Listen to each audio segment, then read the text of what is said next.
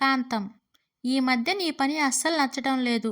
నీకు ఇష్టం ఉంటే చెయ్యి, లేదంటే మానేయి. పని మనిషి. ఇన్నేళ్ళు నచ్చిన నా పని ఇప్పుడెందుకు నచ్చడం లేదు? సర్లే, నేను రేపటి నుంచి రాను. కాంతం. మానేయి. ఎవరిని బెదిరిస్తున్నావు? పని మనిషి. ఇప్పటికిప్పుడు మీకు పని మనిషి ఎలా దొరుకుతుందో నేను చూస్తాను. కాంతం.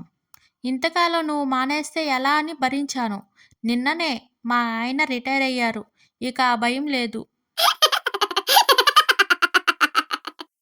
భార్య. మన పెళ్ళైనప్పటి నుంచి నాకు అర్థం కాని విషయం ఏమిటంటే, అసలు నిన్ను చూడకుండా పెళ్ళికి ఎలా ఒప్పుకున్నానో అర్థం కావట్లేదు. భర్త. మరి నేనెవరికి చెప్పుకోవాలి? నిన్ను చూసి, నీతో మాట్లాడిన తర్వాత కూడా పెళ్ళికి ఎలా ఒప్పుకున్నానో. పవన్. మాకు చాలా ఆస్తులున్నాయి తెలుసా? కమల్. ఎన్ని ఉన్నాయేంటి? పవన్. నేను ఉదయం కారు వేసుకుని బయలుదేరితే మా పొలాలు దాటేసరికి చీకటి పడుతుంది. కమల్. అలాంటి వేస్ట్ కార్ నా దగ్గర ఒకటి ఉండేది. ఈ మధ్యనే అమ్మేశాను. కొంపతీసి అది నువ్వేనా కొన్నది? భర్త.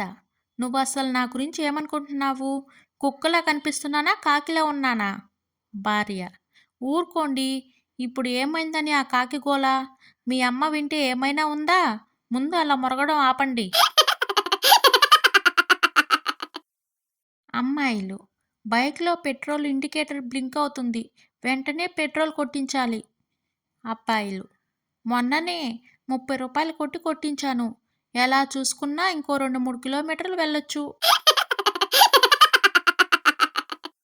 ఇవాళ ఉదయం మా పక్కింటి ఆవిడ వాళ్ళ అబ్బాయిని కొట్టానని గొడవకు వచ్చింది.